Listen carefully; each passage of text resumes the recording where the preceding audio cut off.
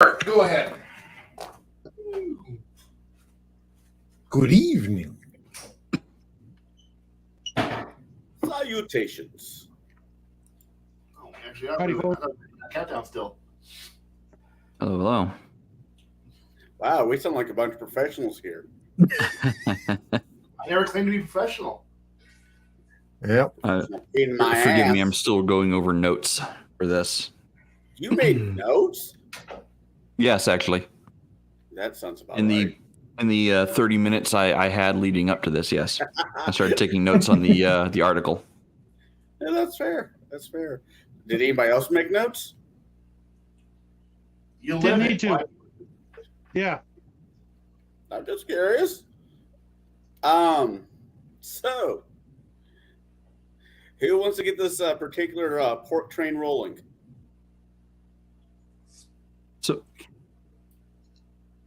So tonight we're discussing GNS theory. This is a very informal field of study, development. And the theory goes a little something like this. GNS is Gamist, Narrative, and Simulationist theory. The ideas or the core concepts of this is that there are three types of game elements that go into role-playing games.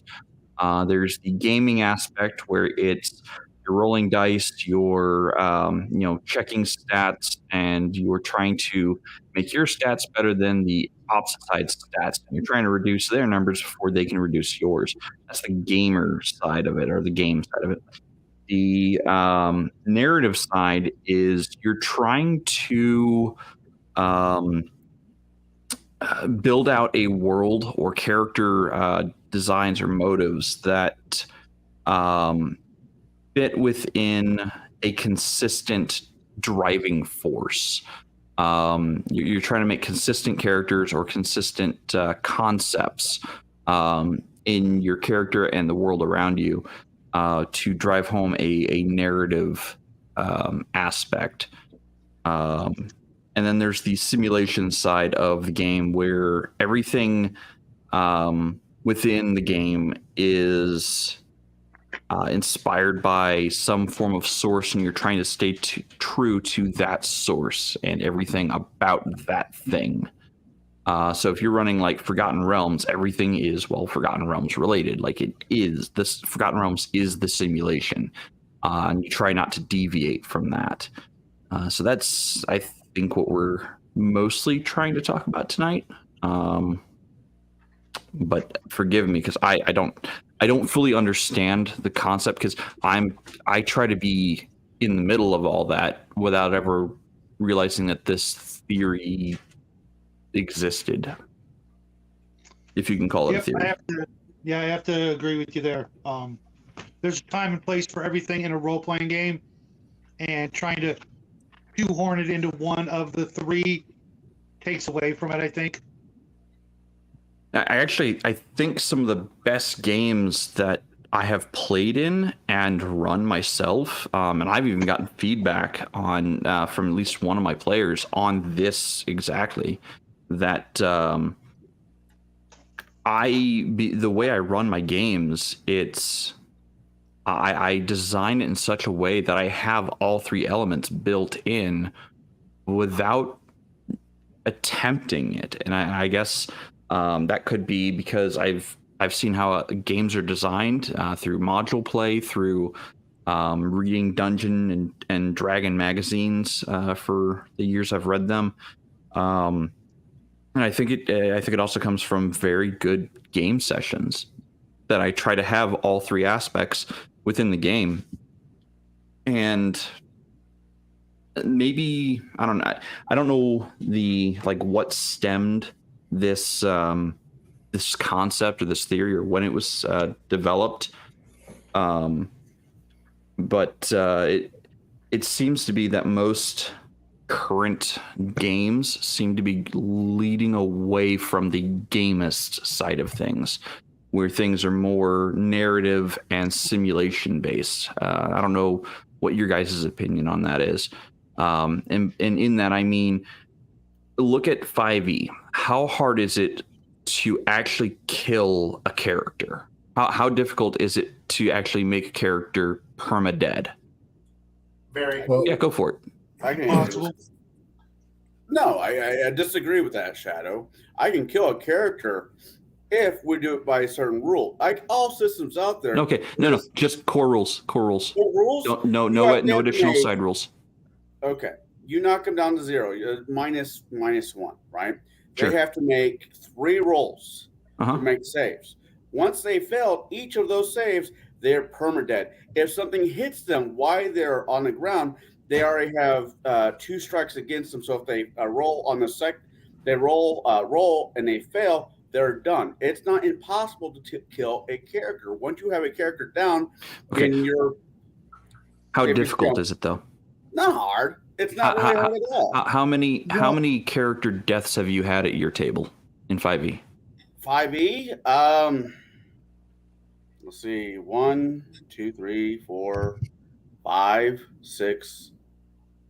He died twice in one night, so 10. Really? So Doesn't count if you he would be died the twice. exception. Go, Shadow. Well, in comparison to just about every other game that came before it, as soon as you hit a negative number, you're just dead. If you fail 1 save, you're dead. You don't get 3, you get 1 or none. That's a huge Well, you have to roll- mathematical difference. You have to go minus the con. If you hit 0, then minus 1, but you're not below your con. What's the word? And tack on to the fact that sometimes in most games, if you go to 0, you're just dead, period. It's not negative con, it's just 0. You're just dead. What was rule 3 with Pathfinder? which They roll?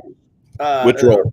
A rule. It's like they drop you below 0, but as long as you're not past your con, you're not dead. Okay, your Constitution is going to if they go past negative con, and they cannot pass a saving throw, a Fortitude save of 10 plus however many points they're down below 0. So say you've got a 24 con as a barbarian, and I hit you, and I knock you to negative 10, and you don't have any more oomph, and you fall down. That round, if you haven't gone yet, you will spend that round doing a con or a Fortitude save 20. And if you fail, next round it's Fortitude save 21. Fortitude save Bleeding out. 22. Go ahead. Yeah, he's referred for that as bleeding out. You're just slow ticking towards death at that point. It's not Hey, Charlotte. automatic. It's not auto death once you hit 0. It's auto death if you go past your con. In older, it was 10. It was just negative 10 and dead. But those are older editions. So And before that, it was 0. And in a lot of normal Yeah. games right now, 0 is just dead, not just the old What games, game? but I a mean, lot of the newer games. now, at least as far back as I can remember from second edition, second edition AD&D, it was neg 10 dead. So it's been a very long time since they've had 0 equals dead. Traveler. Okay, yeah, okay. If we're gonna start pulling into other games, then yes, dead happens at dead. But the thing is that you also have the spiral towards death at that point, which usually causes. You know what? I'm shutting the fuck up now. I'm just gonna shut the fuck up. I'm shutting the fuck up now. So here's where I'm driving at here is the Gamist side of things has kind of gone away in a lot of 5th edition. It's not about, reducing numbers, because you can't reduce the numbers of player characters to a meaningful point or level. So it's gone more simulation and narrativeness. That's more important, where the characters and granted, the characters are the star of the show. Like, never forget that the characters are the star of the game. Absolutely. But at the same time, if there's no real threat of death or loss, then there's really no true challenge, is there? So the Absolutely. gamist side of D&D 5e has kind of gone away because they've taken away the threat of death, the threat of permanently losing that character. Because you get not just one, not two, but 3 chances to stand back up. Not to mention, all the amount of healing that can be done in a single round. And there are people out there that say, hey, don't wait or don't heal yourself if you're just like 2 or 3 hit points down, or even like 5 hit points down. Wait till you hit 0, because you get the maximum amount of points back if you wait to 0 and use a healing ability. So that right there tells me that the gaming side of it is just not there, or the numbers no longer really matter. All right. Yeah, go for it, Connell. Kai, go for it. Okay. The fact that we have 3 whole saves. Remember with that comment about how we said bleeding out was a thing? So, yeah, you had potentially with barbarians, if you were, say, to use Bruce's combination there, I example there of Kano 24, dear God, you're a beast. So you go unconscious at -1, you have 23 chances to not die, because you're bleeding out 1 per round. So you have 23. The average character with 14 con, 14, 16 con, which is about average for a good hardy character. It's not your mainline fighter. If you get dropped at negative, to -1, -2, you have 12, 13 possible saving throws to not die, to stabilize. So, and to use it, and to go to other games. See, the problem is that we seem to be concentrating on a game which you are at 100% effectiveness from X being max to 1. You are 100% effective. Just no penalties. You are a combat spell casting god of all things. And then you go unconscious. Other games, we have that spiral down into nothing, where most other games have this concept of unconsciousness and then death. So, and there's not even a bleed out. So, like, say, West End game Star Wars, unconsciousness. Shadowrun, unconsciousness. World of Darkness, several blocks of unconsciousness. Legends of the Five Rings, there's an unconsciousness point.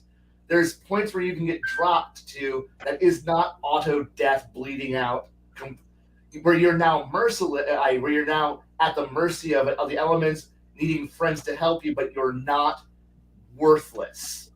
But you're not bleeding out death. But we concentrate on a game where we only have fully functioning combat god bleeding out dying. Or if you stabilize, you're at 0 and you now are at unconscious until somebody comes along and like slaps you in the face. I had a healing potion and goes, get back into the fight, bud. And now you're fucking back up there. You're like, I'm ready to go punch me some bad guys and go kill some more. I mean, while other games where it's like, oh shoot, now you got to go up, heal up multiple stages before you're back up to being semi-functional, enough to be able to limp out of the fight. But like I said, we focus on, but because we have a gamist mentality where we don't have, so those other games where you have degrading down and you injured worse, that's more the simulationist, more narrative focus, while we have the gaming focused stat engine of full functionality, dead. Full functionality, dying, and that's what you're stuck at. Hey, Guy. Yes. I'm not disagreeing with you at all, but I'm going to tell you that there are some people out there that if it's rules as written, I'm at 0 hit points. I'm fucking useless. Or I'm at 1 hit point. I can do everything as if I was fresh out of bed. Yep. They expect you to run a game where they have no hindrances until they're at 0. And I know. Before I go down to 0, the paladin's going to sacrifice himself to take the damage for me. Or my hireling will jump in front of it and he will die with honor. Or you'll have all these ham-fisted bullshit excuses. Speaking as a game master or a dungeon master who is letting the dice tell a story, but the players are trying to throw up all this black and white text from a core rule book, which is like, you realize that's that's all suggestions, right? You got hurt. You got hurt 40 out of 45 hit points. You're not feeling so fresh anymore, bub. Oh, that's okay. I'm fine. I'm pushing through it. I got willpower and toughness. I know. And I know. I know. You tell them that one time, like, you're really not feeling good. I'm good. I'm at the front of the combat. Is it my initiative? Oh, yeah. And I've had players give me weird errata explanations for how they're functioning. And it's like, okay, so, like, I'm not dead to the end of my round, right? Quick, somebody heal me. And, like, you're dead. No, it's not dead until the end of the round. I'm like, okay, some weird ass errata that was put out, some frequently asked questions that got eventually errated back out. And I'm like, oh, you know what? Why the fuck? I was like, now the healer feels like they're actually useful rather than, well, if I don't heal you now, you're going to be a splat mark. And it's like there's other weird shit. Like when story and simulation gets broken, so that way you can have a combat-focused dice engine where we're just kind of sitting here rolling dice until roll dice, use abilities, and boy, this is fun. I know this because I've unfortunately handed over GMing duties to a younger generation, and they're like, combat. And I'm like, oh dear God, could you let us have some role playing? No, we're playing the game, and I'm like, oh my God, was I this dumb at 15? I was. Probably. Oh dear God. Well, I mean that kind of gets to the point of the whole concept of the theory is, the gamists are more concerned about rolling damage and making their stats better than all the other stats. But I don't know. I find this theory very divisive or derisive. And that's because it's trying to segregate people into three different groups, and I'm like, but I want all three things. Well, the thing is that it's a really good way to. That's how the world is working these days, Jay. Well, that's an intentional thing. It's also You can't go anywhere without finding that mentality. It's also a way for people who focus on all I want to do is be a mechanically amazing, awesome, badass, super wizard fighter, whatever they want to be. My class, my combo, I am the best of the best, and they want to be able to justify why they're being a combat wombat munchkin. Brought to you by Korea Tech. They're fucking the most amazing, awesome guy. They are gamists. They are the best gamists ever because they have done the math. Like, they're the best of the multiverse of kicking your ass. And they want to be able to hide behind it. Meanwhile, it's like we have narrative or simulation-based gaming, or for people who are more focused on one of those two aspects, those two tend to take away from or isolate and leave just flailing there waiting for combat to happen, the gamist, who only has, well, what do? I swing sword, I cast spell. I roll dice, I make DC check, because I'm really good at making DC check. Do you do anything else? Well, I can roleplay the rest of it out, and it's like, okay, cool. Are you going to do anything useful? Does it benefit my ability to smite and kill and slaughter? No. Then I'm going to sit in the background and wait until it's time to go kill. I murder, death, kill, and that's usually what it comes down to. It's like, oh man, it's like, but they want to have a shelter so that way the people who think that way can feel like they're still contributing, that the hobby is built around them while belittling those who are, I want a more narrative, personality, character-driven game. No, the gamists. We're gaming. See, and with that, I disagree. I think 5th Ed actually plays more into the gamist, and not from the player standpoint, but more for the monster standpoint. Because you go in, and if you take a first level, even going back to 1st Ed, 1st, 2nd, third or even fourth ed, stack them against each other, that fifth edition character is going to win, and that is where the taking of diminishing numbers is actually more geared. They've taken it away from taking it off of the player side and put it onto the actual monster side, or the big bad side, or whatever you want to call it, the encounter side, where that is where you're getting more of the Grog smash, and that's where you're getting a lot more of that. And I think that is one thing that we are seeing is a lot more of that, where they are working with those roles and working through, being able to, they think it's role playing because they roll the dice. It's the wrong role that they're looking at. And I think that is more where the gamist concept comes into this. Okay, look at the last 20 years. Look at the modern gamer, not our generation gamer, but younger gamers. In 3.5, we learned a new name for gaming called Minimax. Then you have, hold on, Kai, let me finish. They got Minimax. I have to make the best possible character out there. I have to be Ash Ketchum and catch them all. When I say catch them all, I have to have all the XP. That's been around for years, dude. Right. Yeah. Then we get video remember games. Second Edition? I never played Second Were you Edition. alive during Second Edition AD&D? He was alive, but I never played it. Okay, like the game in Second Edition, when WotC took over, and we didn't get any new content at all that mechanically came out from like 97 to 99. Everything they put out was the Guide to Hell, which had one spell in it. That was it.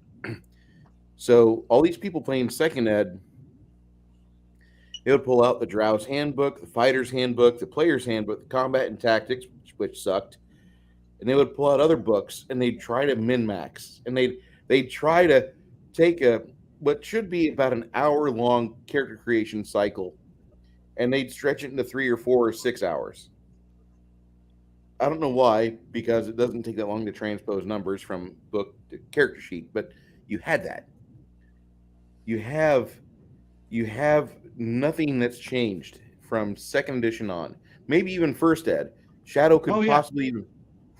If you were allowed to roll your dice and then assign the order, so to speak, if you used that option, which is in the DMG, instead of just rolling straight down, you were then min-maxing, because you would put your best stats in the appropriate slots. If you're playing a fighter, you're putting your highest stat in strength, then dex or con, depending on what you preferred. And that was the same for, and any time you were allowed to not just roll straight down the line. Well, the other thing I was getting at, then we got video games. Way from Mario up to whatever the Hogwarts Legacy, where basically the game is I gotta make my pixel character as badass as I can, and we're gonna transpose this over to D&D and hope we can bridge the difference. 3.5 and Pathfinder were probably the crunchiest versions of the official game, which they weren't official. But I'm going to say that min-maxing has been something that's been used for as long as we can. Remember, we've had that. Shadow could tell you it happened in First Ed and Basic. Hell, when I was running Basic out of Rule Cyclopedia in 91, when people would come to the game store and they're like, "You're running with weapon mastery?" Oh, dude, we want to play. And then like you have these elves running around doing like 3 die 6 or 2 die 8 damage with their long swords, because they're allowing something that most other people are trying to breeze over. Like, no, that's taking too much out of the game. And I thought, no, it's in the book. Go ahead and use it. And I think the argument for gamer simulationist narrative is wonderful. I think it's a great argument. But I think it really is just something that should be on the shoulders of the DM to regulate how much of each you want in your game. Absolutely. Know your room. Read the table, read the room. If your players, want nothing but role playing, then go with narrative. If Yeah. your players, would rather be playing a war game, maybe, Simulationist is the way to go. Learn your table, learn your group, learn your players, and modify it as needed. I mean, I used to be one of those mid-max McMurder hobos, and I say I used to be because I am not focused on that at all anymore. I used to run my characters by the numbers because the group I used to play with, first started playing with, that's how it was done. Like if you didn't have the best numbers, you had a dead character by session 1. And if you didn't have the best numbers by session 2, you had another dead character at session 2. So, I quickly learned that I needed to have the best numbers to survive in one of 3 different areas, either our offensive power, defensive power, or the ability to evade. So, I mean, that's how I learned how to play the game, and that was in 3.5. I'm not going to say that's correct. I'm going to say that's probably a way to play. It's a Gamist way to play. But I've since learned that I value player interaction and story more so than I value numbers. Because honestly, I can't tell you the last time I rolled a nat 20, and I can't tell you what the experience was like to roll a nat 20 at a table as a player. I have stories of things that have happened, and I don't know if it was a critical hit. I don't know if it was a critical failure on someone else's part. I just have the story of what happened, and that's what I care about more. Jade, what was the turning point? The turning point for me was probably within the last 10 years. I had a few characters in that time, and I was focused on the numbers for most of them, and then I think it was during the last game with Scott Clark running it, and he's been in the chat for Wednesday night Gatekeepers, and I was playing Glass, this shadowy assassin type character, and I actually had not built him to be the best at numbers game. Like I had purposely gone out of my way to build something or make a character that couldn't actually kill something within the first round of combat. Yes, he was a rogue. Yes, he had strange shadow magic powers, but he was not designed to kill things in the first round. He was designed to put things in a position to be killed more easily. And that was his whole concept. And that's actually what he used to, that was the phrase I would use, is like, I don't know. And everyone's like, or the NPCs were like, are you here to kill me? No, I'm not here to kill you. I don't kill anyone. I just put them in a position to be killed. And what have you done that deserves that? And it was during that character I realized, like, I had I had one player at the table who was all about the numbers, who wanted to be able to, anytime he rolled the die, he didn't care about the D20 roll because it was already in the 100s to hit. He didn't care about the damage because it was already in the 300s for damage. And that was his concept. Like, that's how he plays the game. He does not care about the story. He just wants to know, am I hitting something? Why am I not hitting something if I'm not? And when do I get to hit something next? Like, that's just the way he plays the game. I had another player at that same group in that same table that was all about how he could influence or use his character to influence our interactions, because he was a bard. And honestly, out of everyone at the table, he was the absolute best, hands down role player I have ever been sitting at the table with. He's actually the guy who made the dice program that we used last week. He is by far the absolute best role player I have ever sat down at a table with. And if I had the opportunity to sit down at the table with him again, I would in a heartbeat. I wouldn't care what the game was. I'll give you that, and I know who you're talking about.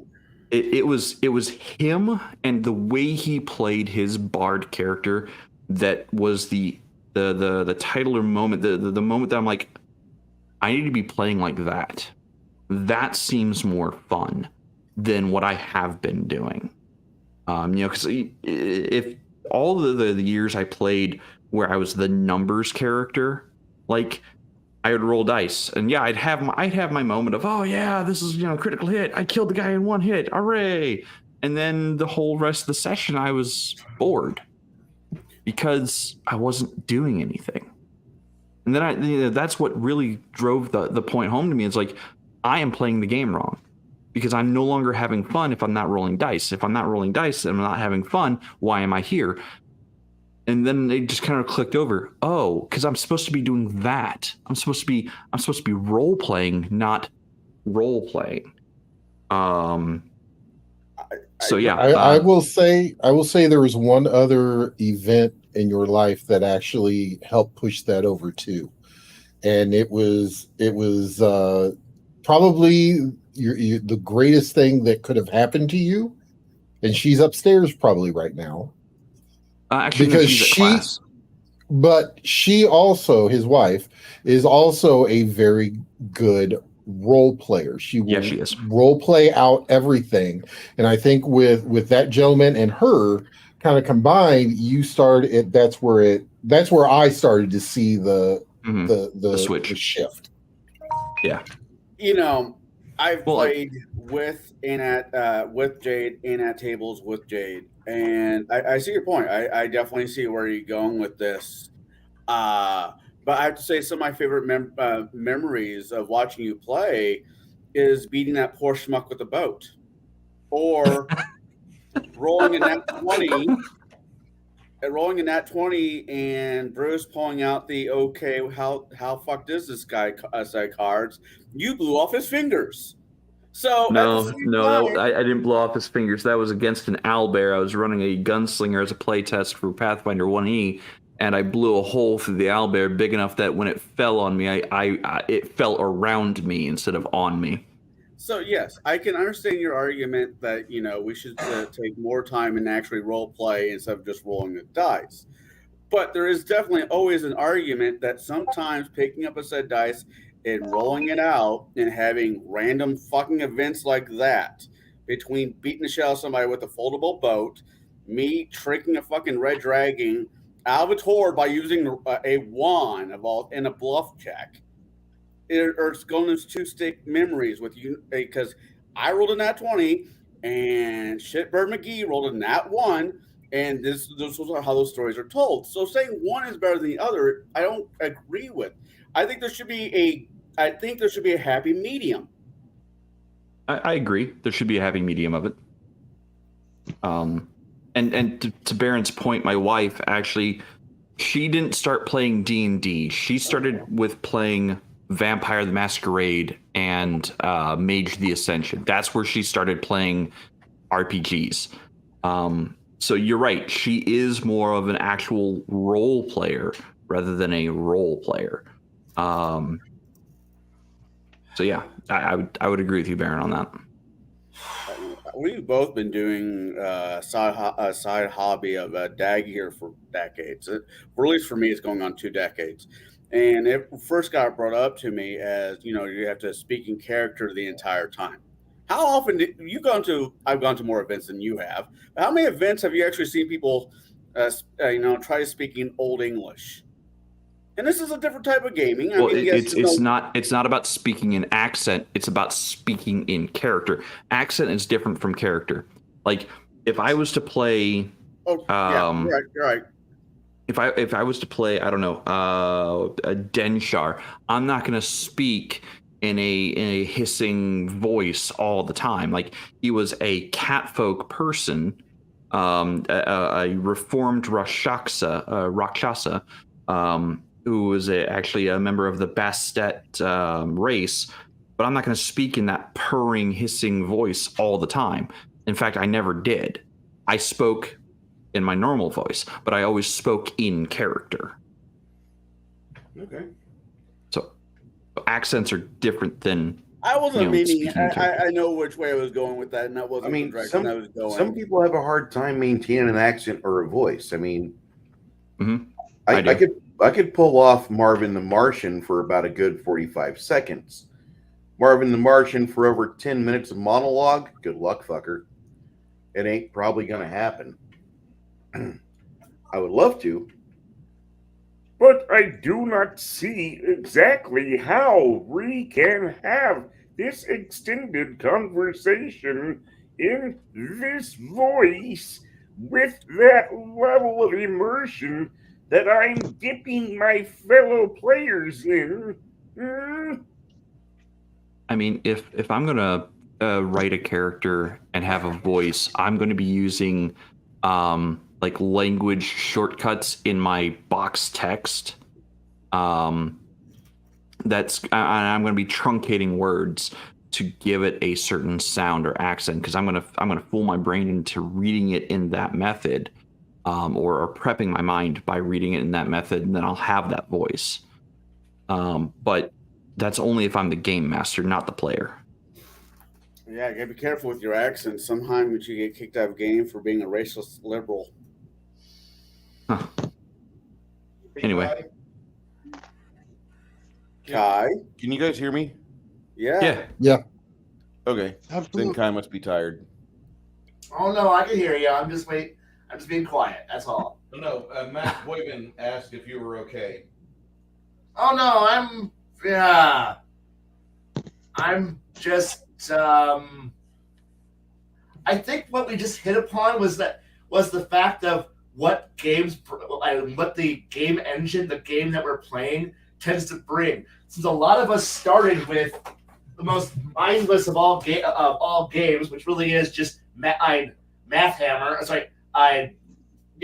Finder or Advanced Dungeons and Math Tracks. We think about the game in. So how about but if you started with a more narrative thing, so most of us, I'm a level blah de blah racial class fucktard, level X, Y, Z character. That's what I'm playing. I think in terms of X, Y, Z. But you don't think about and we have clear delineations of what power is. You are X level. You are Y race, which has set things, and you have Z class, which based on level, you can extrapolate out what it can do. When we encounter a monster, where it's is it approximately this? Now, in more narrative games, more narrative focuses, where it's you encounter to use vampire, you encounter a Brujah. You have an idea what that Brujah could be, or it could be an interesting Brujah. A Dark Ages Brujah who has a more cool time-based things, and he's more cultured than you. You're forced to actually have to encounter it. It's not just simply, he's wearing X armor, he's probably got X defense rating, he's probably got this and this, and, the gameist mentality. But narrative, the more narrative-focused players, people who come from storyteller or more flexible game engines, which, guess what? A lot of people have. Earlier on, someone made a comment of man, there's been more games that are being more focused on narrative. Well, it's because of the fact that players want a bit more. We're moving away from this aggressive DM versus player mentality where we're going through the adventure of the GM beating the shit out of us, and we have to fight our way through whatever it is, and it's an us versus them mentality. And yeah, even when you're running a pre-canned adventure, you're running the obstacles you're pushing through. You are the opposition. The players have to beat you to complete the story, to complete the module, so they can move on with the module, continue the adventure of the campaign. While a more narrative-focused game is not so confrontational. It's about, playing the character, and players want to do that. So you're seeing a lot of more modern games moving away from the adversarial GM versus players to, it doesn't have to be slice of life. It can be full of drama. It can be full of strife, pain, and sorrow, but it's not simply, here's some monsters, and for the next 8 hours, we're going to run a series of combat encounters. One after another with a small amount of downtime for you guys to buy some new gear, chit chat up somebody, and get your next quest to go off to the next combat wombat encounter. So you go up to you go up to your walrus boss, you ask him where his quest, he gives you the quest, you go out and go murder some more people. And that's what you do. That's what Dungeons and Dragons ultimately is. And God help you if you want to expand it and give it, I don't know, some actual narrative backing. Give it some simulationist backing by making the economy actually function, or give it some personality. Oh fuck, the game wasn't designed for that. No, you're bringing skills and personality into my combat machine. And that's kind of what it always is, just as kind of crappy mentality. But people who came into it with the idea of, wait, I have multiple skills that can be used. Certain situations, can I use my gun skill for everything? Technically, yes. You can even use it for seduction if you're in the right environment. It's like charisma plus gun. You're a gun show. You're trying to get some of his attention? Yeah, you know what? I love guns. Here's my knowledge of guns. Charisma plus guns. I'm good. Gun skill for everything.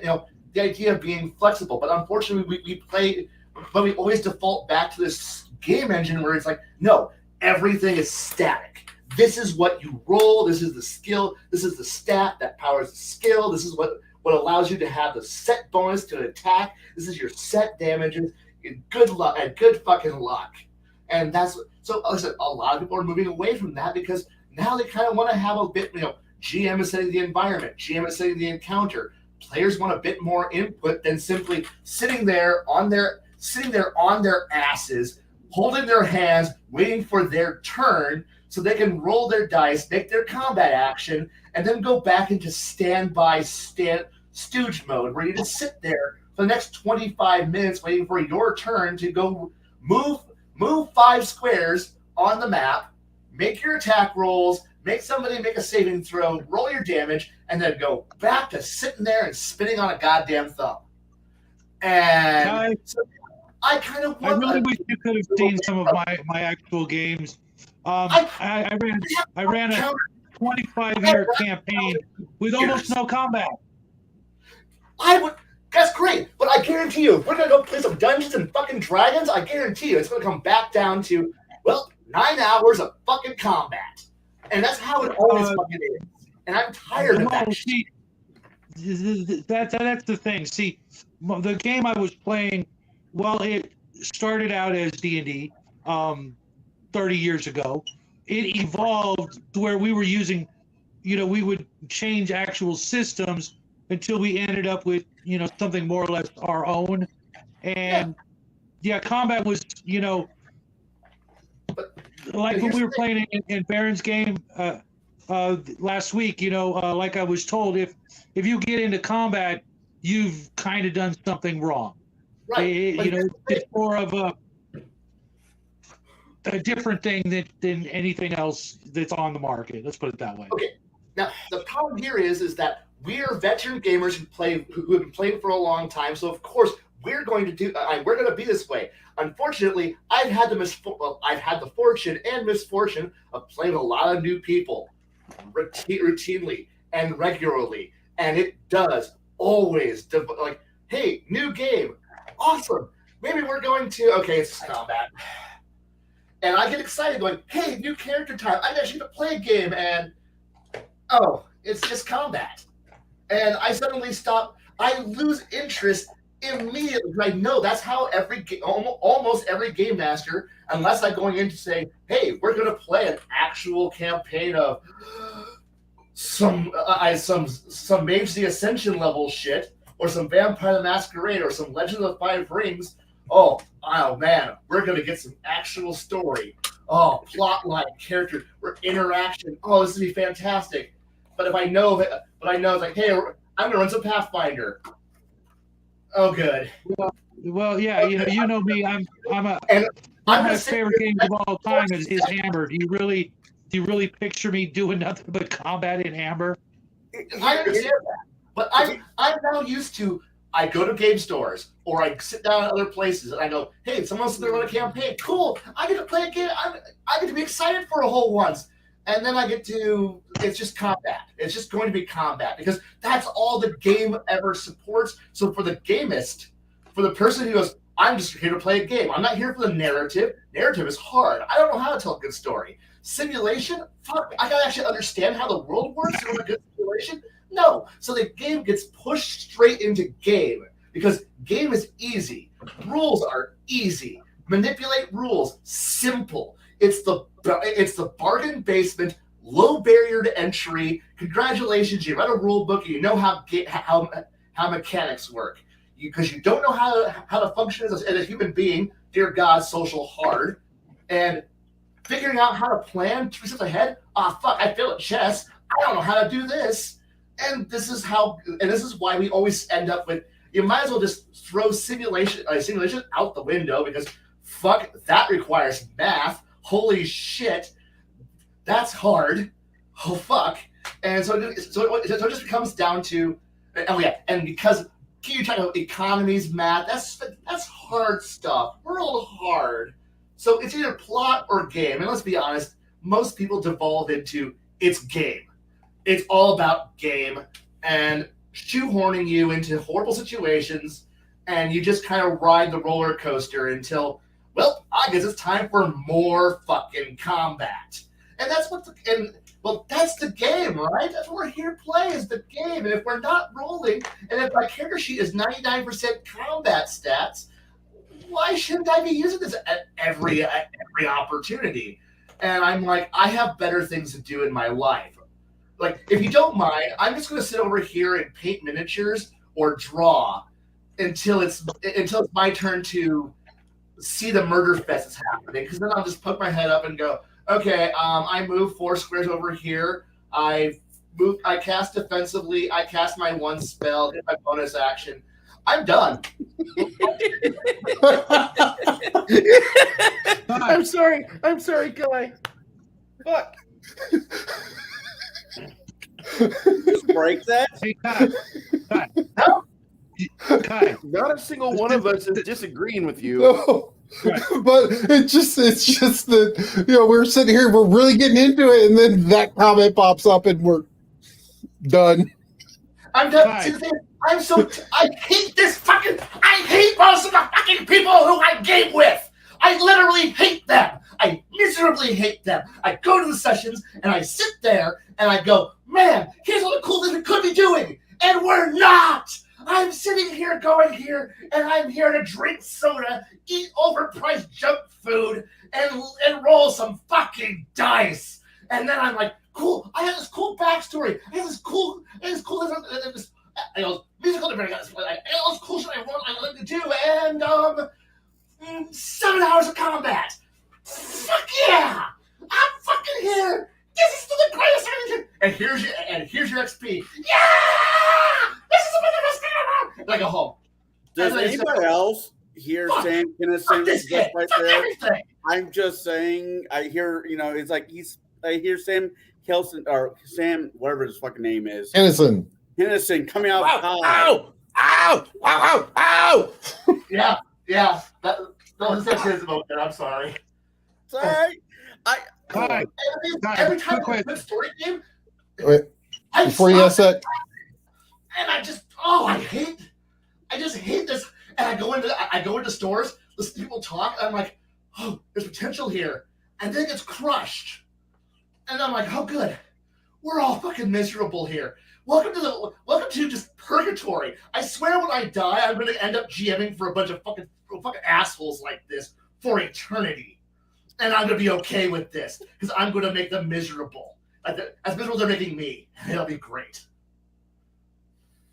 there was a question for you, Kai, real quick before you Kai, Shadow. real question. Let's do the chat question first, though, Shadow, and then. Do you like Elizabethan literature? Legit question. Sometimes, yes. That tracks. Okay. All right, Shadow. Okay. We noticed a moment ago that Jaide said that he was similar. No offense, man, Jaide, to what you were describing, and I've seen it. Being literally a dungeon master for 99.9% of my entire gaming, experience. I didn't see a lot of what you're talking about. I saw some of it, but it was with specific people. Other players from the get-go, they were role players. They wanted, the combat was meaningless. It was the character and the interactions, etc. Do you think there's hope for any of these people, through experience and maybe boredom with what you're talking about? Is there a chance that some of these people can be, shown the light? Yes. And the thing wow. Let me wait, really quick. Let me pull the arrogant stick out of my ass, and so I can join into this conversation. Because people want to play the games, they want to fucking play the way they want to fucking play them. Who am I will use me for example to tell somebody to browbeat them? How dare you play for 8 hours worth of combat but you really like that? No, you are a horrible player. How dare you? Now, because I do whatever the hell I want. When I'm actually I don't yell at my players I don't yell at my GM and players. I just sit there bottling it up for 7 to 8 hours, and then I sit there and go, I'm going to go do something more. I do something else in my life now. And then they wonder why. Hey, Blaine, do you want to come back for a session? Sure, I'll come back. And then they just wonder, why do you just sit there quietly for hours on end? I'm like, because we're never going to do anything interesting. We're just going to go from combat to combat. Never mind the fact that I've got plenty of shit that I would love to do, but if it isn't about procuring more items, selling items, buying gear, prepping for the next combat, making items to go do the next combat, there's nothing to do because we're not given anything. Oh, sorry. Here's your roleplay interlude where here are your 3 places you may go to. Press L to go to library to do research. Press B to go to bar to go talk at bar. Press T to go to temple to get healing and talk to religious folk. You may now pray. I will go talk to wizard. Go to library. I shall do library. I have found library lore.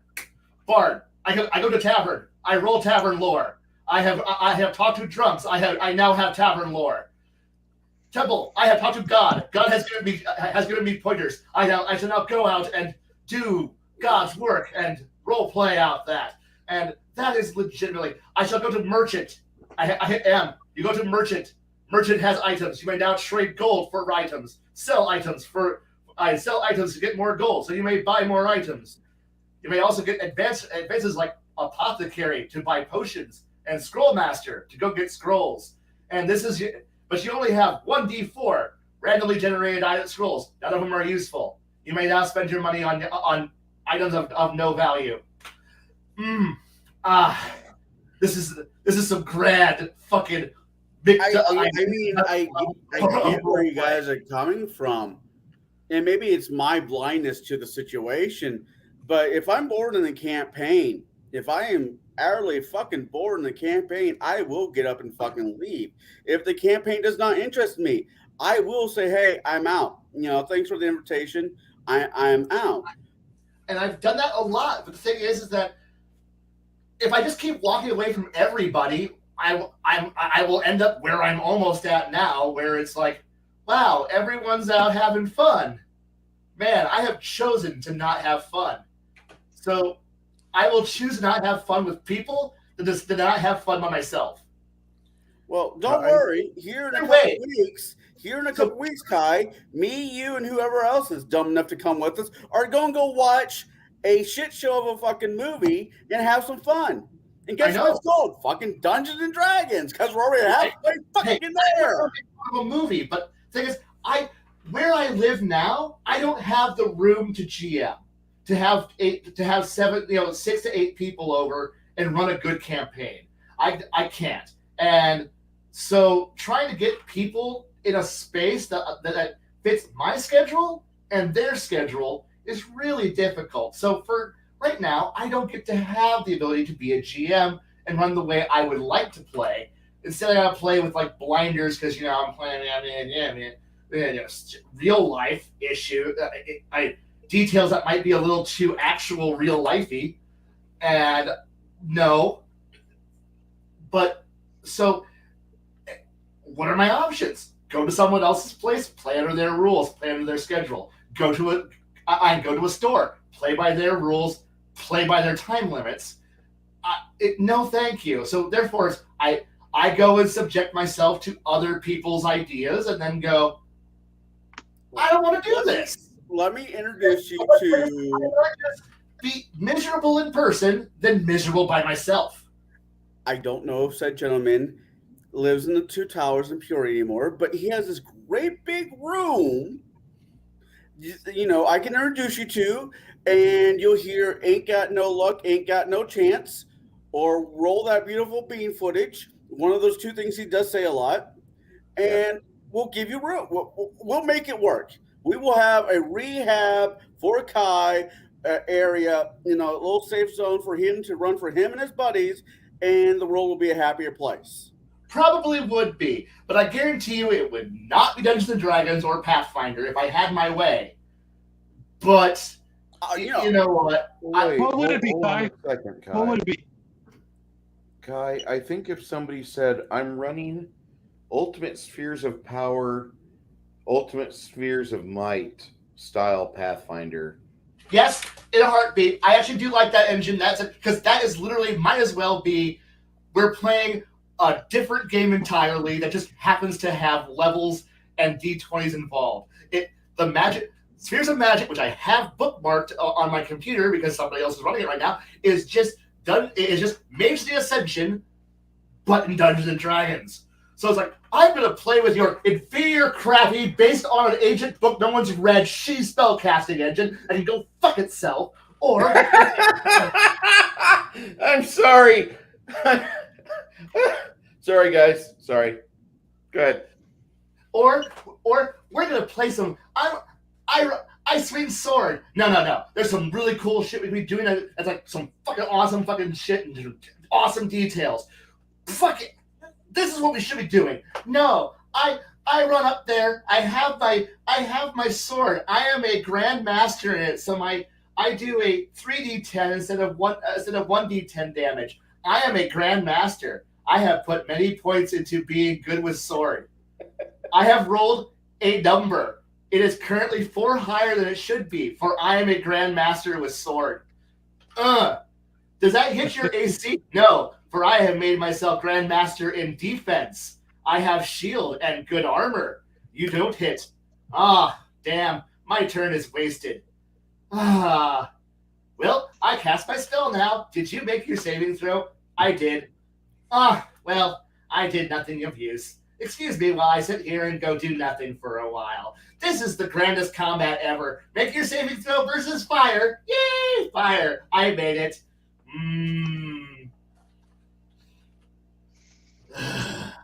I didn't mean to destroy that. This is the game that we all want to play, right?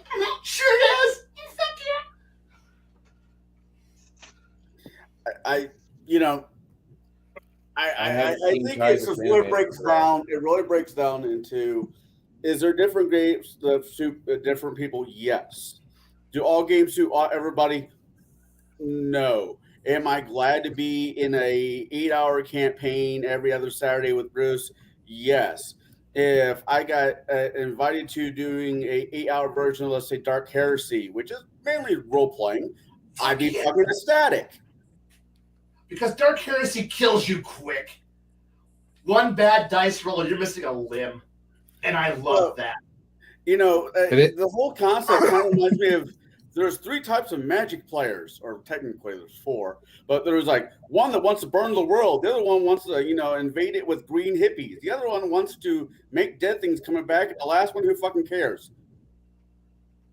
The other one wants to tell you no a lot. That's number 5. Yeah. The blue-white decks tell you no. Yeah, blue tells you no. No. Yeah, I wouldn't know about that either. I have no idea what you're talking about. Go fuck themselves. Blue white supremacy.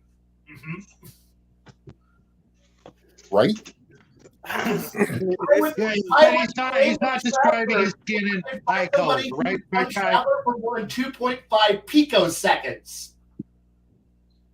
Man, right, Kai? Traveler's the best game. You're going to roll character creation, and then everybody's going to wander around being confused about what to actually do. And the GM kind of flails madly with some really, God damn it. Could you at least have a plan what we're going to do? Obviously not. And it might as well just devolve down to who's got the power armor battle rattle, and who's going to obliterate everything in combat while the rest of us just sit there and cheer him from the background and go, "Go Space Marine! Yeah! Space Marine!" I mean, I've looked into Traveler. It looks interesting. Depends on your DM. It's the best game that everyone says they play, but nobody fucking runs it, and nobody's going to play it. And it's the best game. I'm going to sit back and go, man, I would love to play this. As in Twilight. I'm in a Sunday game with 28 millimeter. It's a lot of fun. It is a lot of fun, and I know it's a lot of fun. It could be a lot of fun, but man, I'm going to go out and look for me some games. Man, choice between playing Traveler or watching Star Trek. I think I'd rather watch Star Trek. It gets to the point sooner. I literally will never watch Star Trek again. I'm so done with that. Never. I can't think of a single reason to watch I'll play Traveler. Show me on this transporter beam where the original series touched you. No, it's not the original series. That was one of the only good series out there. Everything else was woke garbage from Next Generation on. I don't need people shoving their woke agenda down my throat. Not going to happen. I really like Deep Space Okay. Nine. Yeah. But these days, also just Babylon Light. So by that argument, never buy another book, never buy another song. Don't go anywhere. Stay in your room and play Circle Jerk with you and your cat. Don't have any cats, but otherwise you're pretty cool. Sit there. I'm really of the mindset that this topic has got people to find their aneurysm level. I think it's Good. my hypocrisy. We really went like this with Kai and aimed him at everybody tonight. Jeez. Let's just say, I don't know, man. We haven't seen Jade in about a half hour. I'm wondering if, he's just no He's drunk over there, probably. I think that you run tables, you find a group that you can put up with. You elect one of the people to be the DM or storyteller, whatever term you want to use for X while, and you just go with it. You don't, how. I'm not going to tell somebody how to fucking play. My hypocrisy only goes so fucking far. Kai, 28 millimeter RPG is inviting you to a game. So he's in. If he's not in my Discord, then I know he's in other people's Discords. I always feel lucky when he shows up on the whenever I do a show. I'm like, hey, it's that guy. And I figure people didn't want to hear me coughing constantly, so I've muted myself. Oh, You okay? Long-term players really are the people who just need weirder and more specific games, because coming back down to general generics is lackluster. I know it's what everyone wants, like what the baseline is. It's very. I hate to say it. You'd probably hate me as a DM because I run a certain type of way, and I have two groups that are very much happy with the way that I fucking run because that's the games that they want to play. Right. The thing is that I know that what I want is not common. I know that I would like to do something more interesting. It's like I used to play a lot of Vampire, but then we encountered Elysium level play, and I'm like, this is where I want to play. This is where I want to operate. I want to operate on the point where the technocracy has to actually pay attention to me. and I can actually interact with that. I want to that was the level of that was the point when I stopped playing Vampire and jumped headlong into playing Mage the Ascension, but not as a traditionalist, because I want to be able to manipulate cities, nations, and cities, states, and countries. That's the technocracy. You don't play a traditionalist if you want to actually be the people who actually. See, here's the thing: is it role play about supposed to be about trying to do the thing that you can't do in real life? Well, I don't run the world in real life. I want to run the world in a game. God damn it, because I can't. I don't want to be a punk. I'm already a pissed off, angry punk trying to fight the world in real life. Why do I want to do that? But now I have superpowers. Yay, good wish fulfillment. Yeah, I'm going to oppress the goddamn universe. Thank you very much. I'm going to find somebody and browbeat them enough to play, let's say, Kingmaker through whatever fucking system that we all agree on. And you can run a kingdom, a world. Hell, we could do it through Starfinder, because you can have your own fucking planet to begin with. I think I have that book. Okay, so anyway, BattleTech campaign operations allows you to actually generate an actual entire world, and it's tech based, and it's basic, and gives you ideas on how to actually start working on building up everything you need.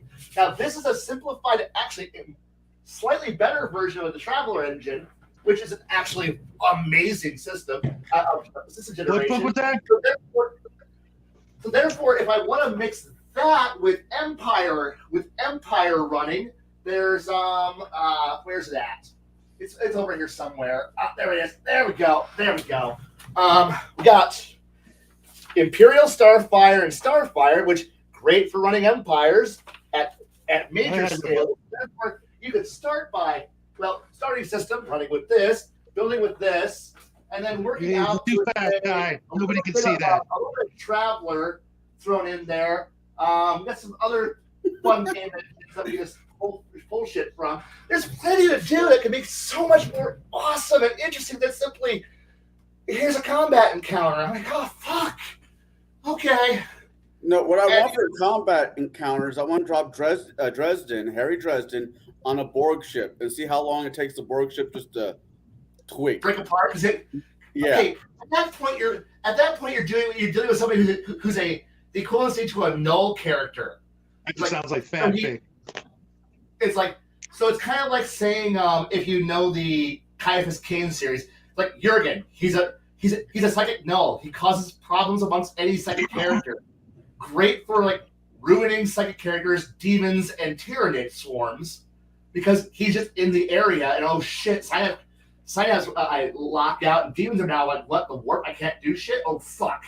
And it's like, yeah, Dresden does it. That's a cool I like that idea. I like the idea of the tech, being in a tech heavy world and being the anti-tech asshole whose mere presence ruins everything around it. That's a fun storyline thing, because now you got complications and interesting ways of running it. That's a more narrative focus than simply going, what do I have a mechanical way of how much fuckery Dresden does to my machinery?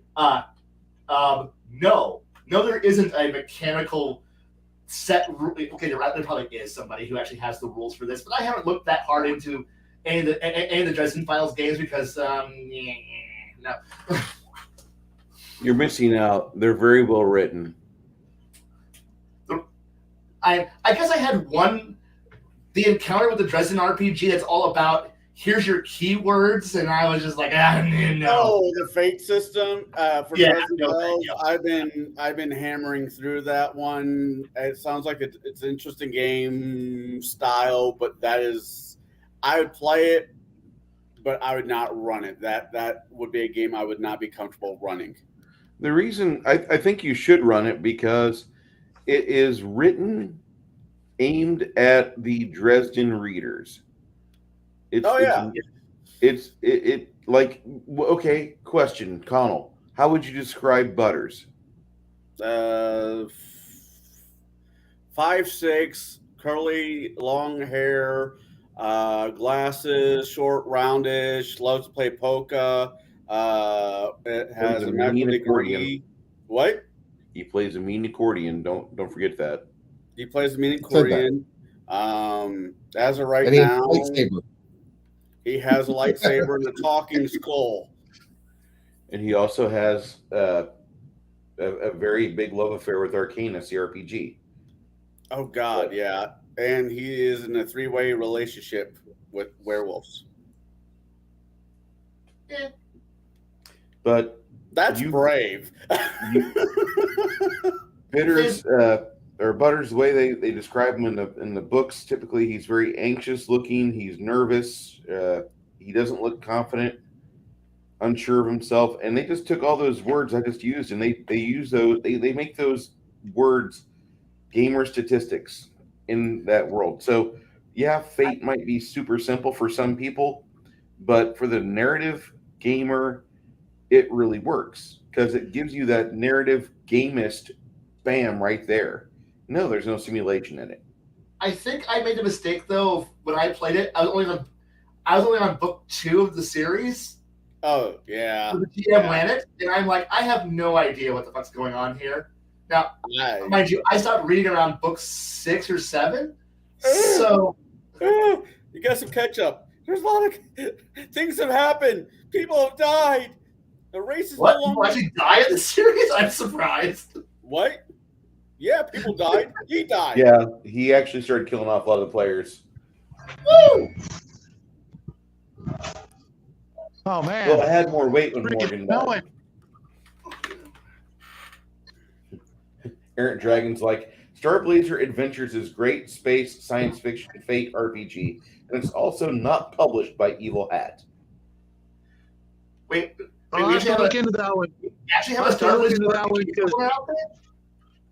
someone tricked me into buying an Evil Hat book last week or so, but I'm still gonna review it, give it a fair chance because it was published in 2019, so there is a chance that it won't suck.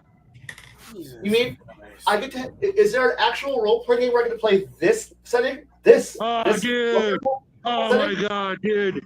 That was so much fun. This is the best game I no longer own all the miniatures for. You know what? I know the feeling. But Put that damn thing out. very well loved, very well abused. But this technical manual, I love this game. I love this world so very much. I need a drink, guys. I'll be right back. Yeah, that was a great game, Kai. It was. It's beautiful. I'm sorry. I could run an entire I would love to just. Now, mind you, I could avoid the White Common Empire for a while. Anything after that, the Bolar War, no thank you.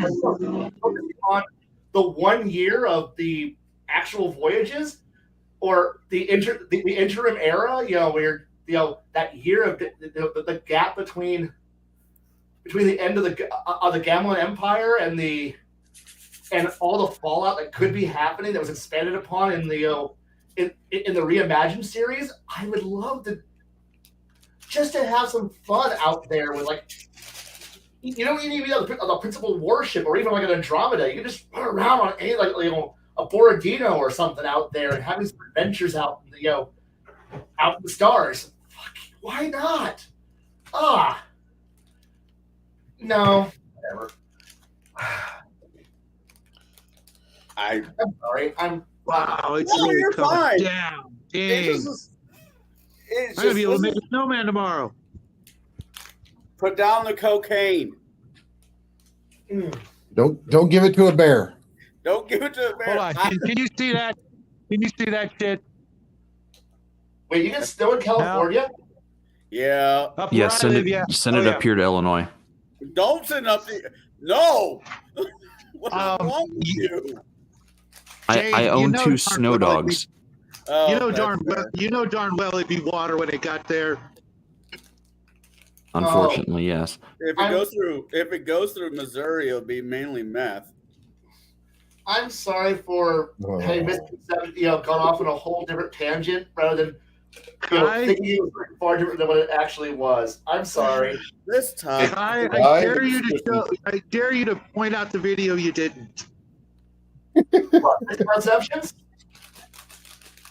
I was saying, thinking Star Blazers and then thinking, Star Blazers, not I was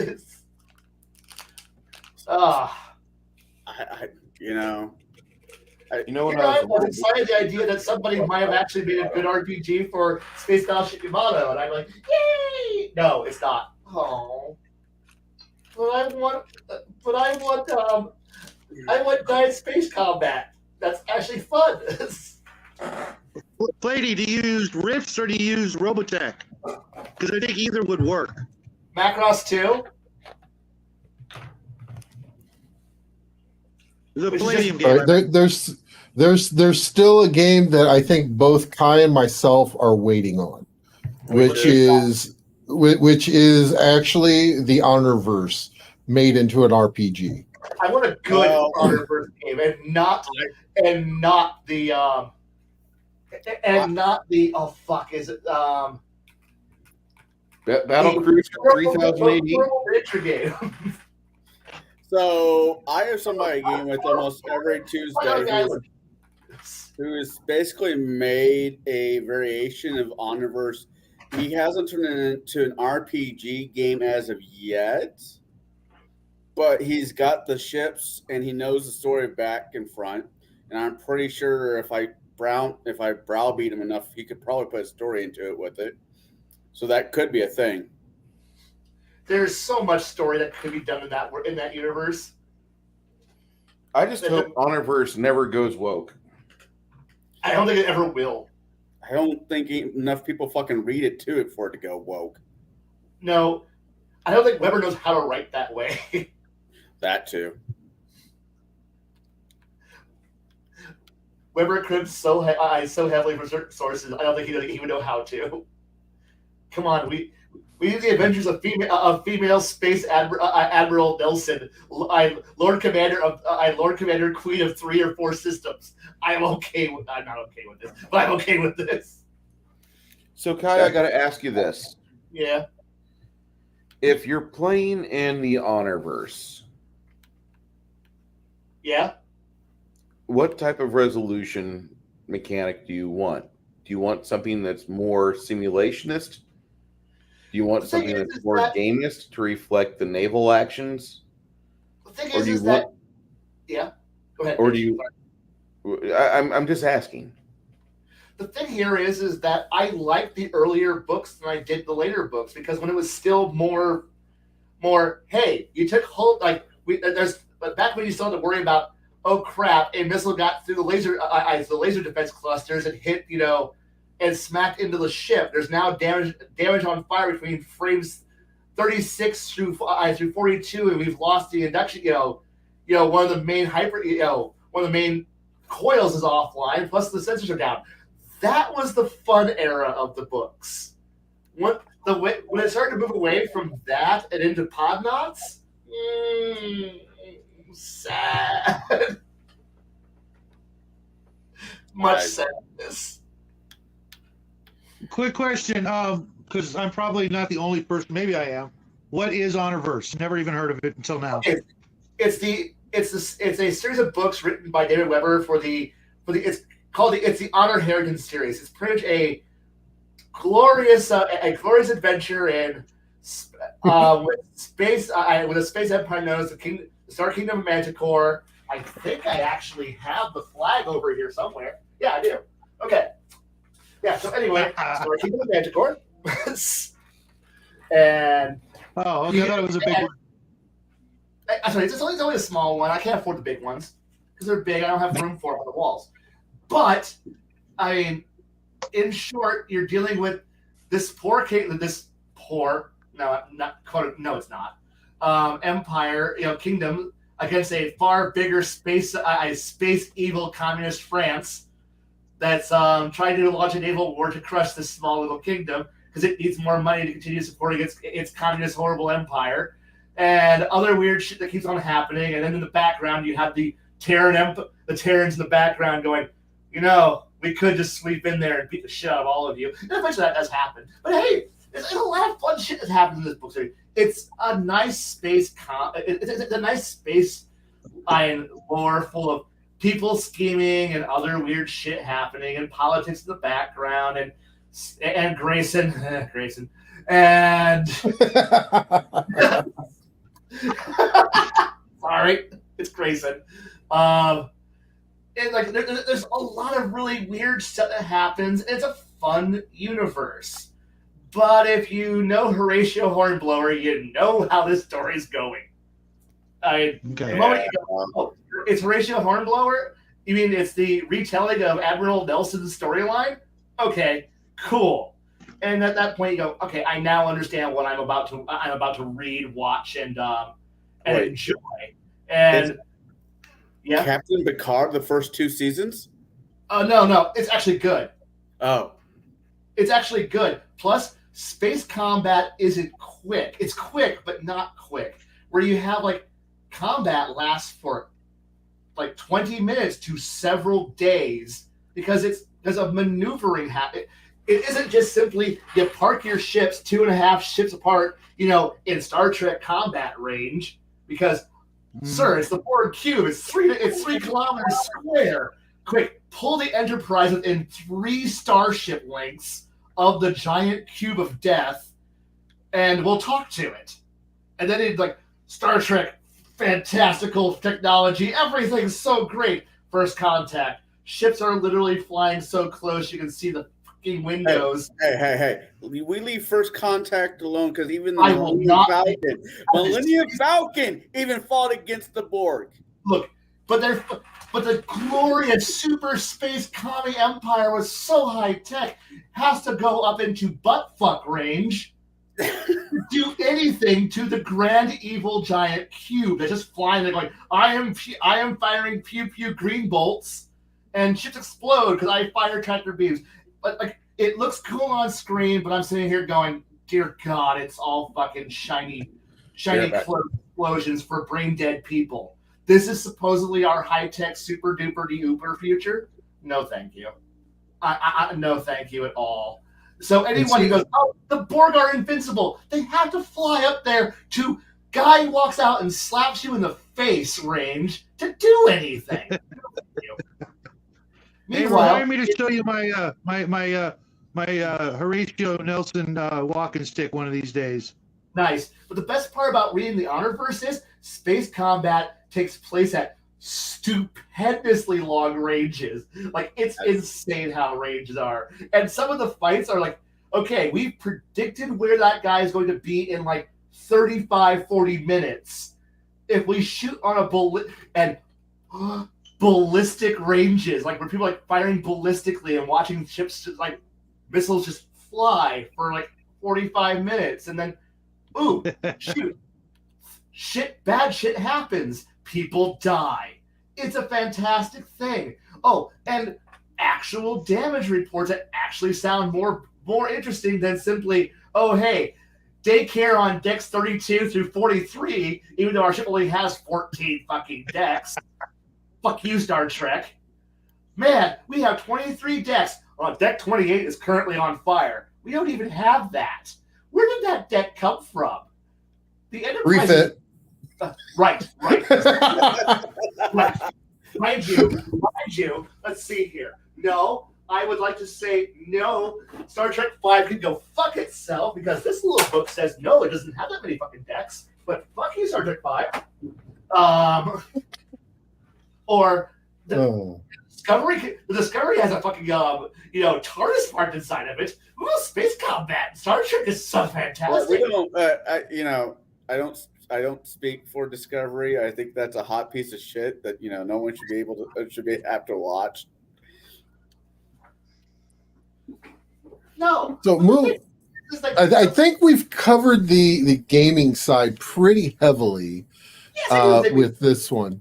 So I think what we should probably do is move on to the next one, which would be Jaide. What's the next one we were going to discuss? Either Simulationist or Narativist.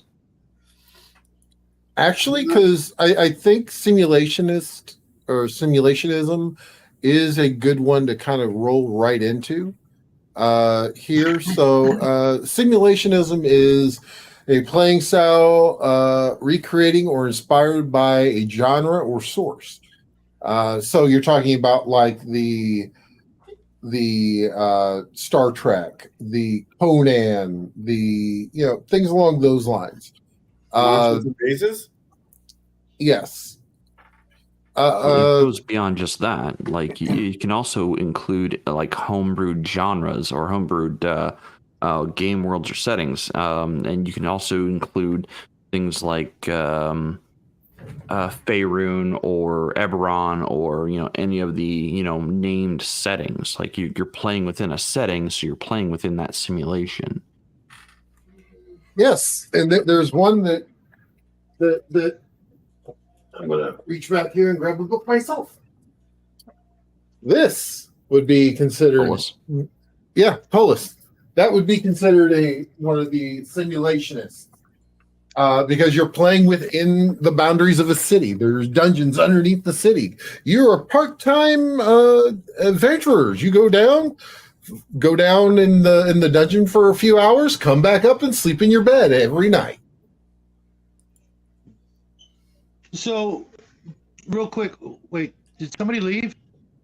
Yeah, Bruce went backstage. He had to take care of something. Okay. So if I'm understanding this correctly, because when I first heard simulationist, I thought something completely different, and maybe many of us did as well. So simulation is actually referring to more or less keeping the game like within its own IP, for example. Or it could be looked at Coloring as within the lines. a persistent, consistent world where things actually do seem to, where things radiate out, and you're not the center of the story. You're a part of a bigger world that will continue to, that your actions can ripple out, yes, but actions can ripple in from parts of the world to you. It's the idea of the world is a simulation. You're operating within it. You're not the central unique special snowflake. You're part of a bigger experience. Like to use Ptolis as an example, you are but one person in a very large city. That large city can easily crush you back if you push too hard against it. So probably something that a lot of people are very opposed to these days. Or not opposed to, but the idea is that it caters to a different mentality. For the people who want the slice of life, you're part of a bigger world mentality. It's that's what you're aiming it towards, and where you're just functioning in it.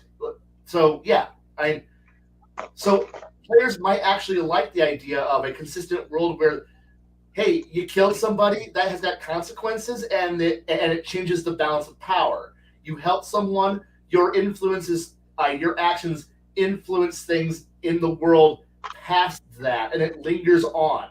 So the idea of the longer you play, the more you generate canon, the more the world grows around you. You're simulating the world. It isn't just simply an encounter that you're going to be for just this moment, and then moving on to the next scene.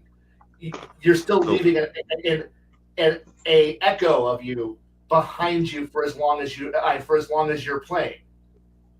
And the game that I actually ran is a good example of that, because that is a buddy of mine's world where the squee are in, and because I use the I would say yours is more narrative.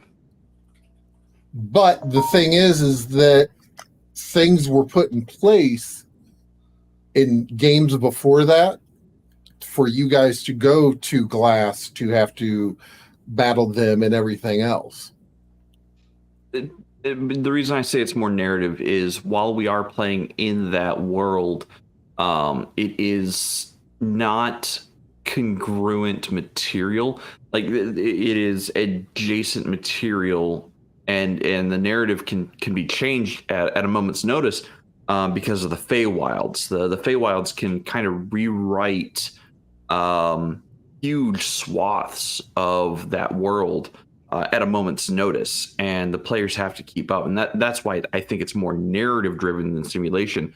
A game world like the Chronicles of Magic setting that my buddy and I have been writing all these years is very simulationist, because we have, as we wrote the world, we stuck to what we wrote. The continents are set in place. The countries that are in those continents are set in stone. They might change borders from time to time, but the people there don't really change all that much. They have customs, they have greetings and languages. And all of those places can be explored in the world at any given time. And because the way we built that game system or that setting, we can pull up the notes on the Terran Commonwealth at any given moment and run any kind of material out of the Terran Commonwealth. I could run Keo, the City of Dragons, at a moment's notice because I have the pamphlet. I have the printed material of what Keo is, and it's all one consistent world, no matter what era it's in. So that to me is more of what the simulation is it's the world is completely unbending. Like the only bending part of that simulation is when I allow time travel to happen.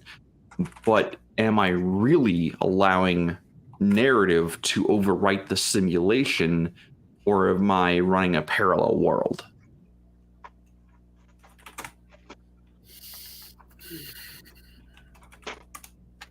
Connell, you've been in my homebrew setting of Chronicles of Magic twice. Sure. And is the world consistent? Yeah. From place to place. Unless something major happens, it is fairly consistent. Even when you did the multiverse bubble campaign, nothing in the world changed. It just happened to be two different timelines. One where the demons, one part where the ancient dragons and all that failed, and the other one where it wasn't. I mean, 5e, for my own situation, 5e is I play in Forgotten Realms. I run that world. I know more about that world than I ever fucking wanted to, but that's the world I run into. So when I run my modules or campaigns, it's mainly the modules. It's very much in that world. Not anything changes. Waterdeep is still Waterdeep.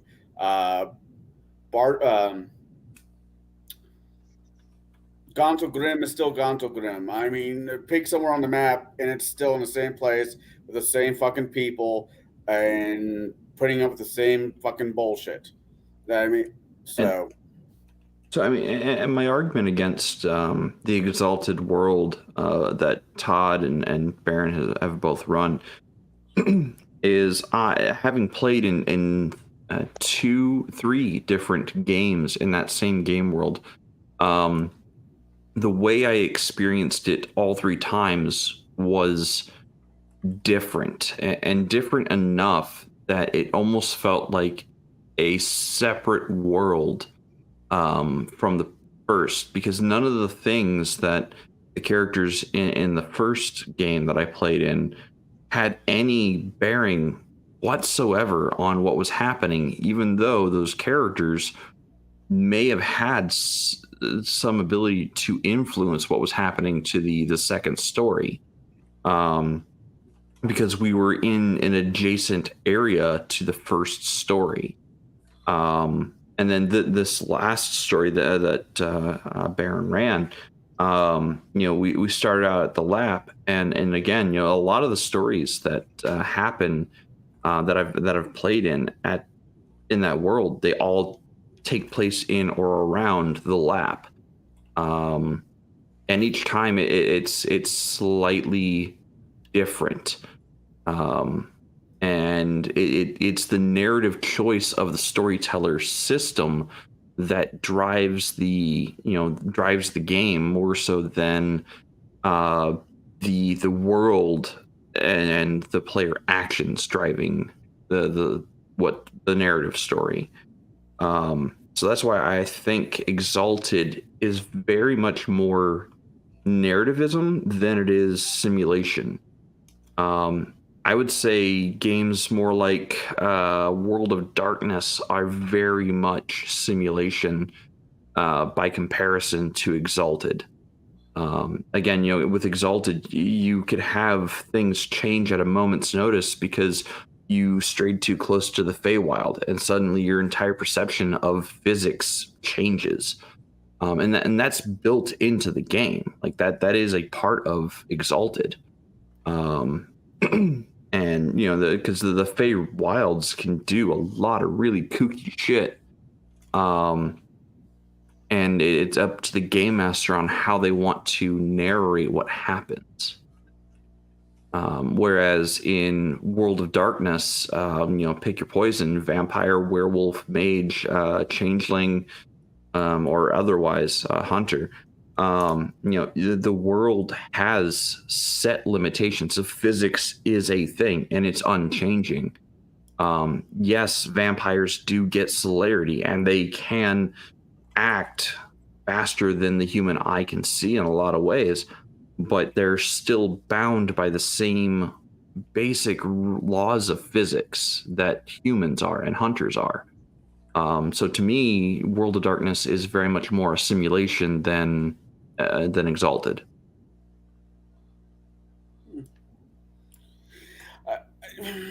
I haven't played enough Exalted, nor have I tried to run it. But the only argument I could possibly make is you spend X amount of time, you create a world in using Exalt as the engine, and Chicago, LA is LA, Ireland is Ireland, so forth, and you just permanently pin where these places are in the world with its cultures around it, and you can kind of make it work. You can turn it that way. Yeah. But the DM... Yeah, if you were running it as an engine, not a system or setting. Yeah. I mean, some settings are really fucking cool. I enjoy, like I said, 5e, the Forgotten Realms. I think it's a really fun setting. I'm also used to it. I know more about it than I ever fucking wanted to. I'm not thrilled with fucking Pathfinder's world. I think it sucks. Not wrong. I think it's a fun system. I just think the world could have been worked out better.